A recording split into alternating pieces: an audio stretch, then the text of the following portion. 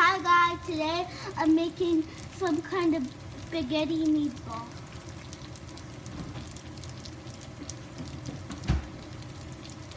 You can also put sauce too. That's it. Not too much. Wait. Not too much. Here you go. And then mix it up, Sienna. Oh, mix it up. Okay. Now we have to mix the spaghetti with the meatballs. Cool, new spaghetti.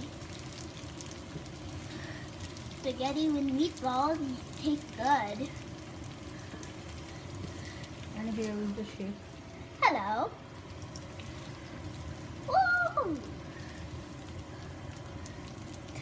This looks delicious. That's it.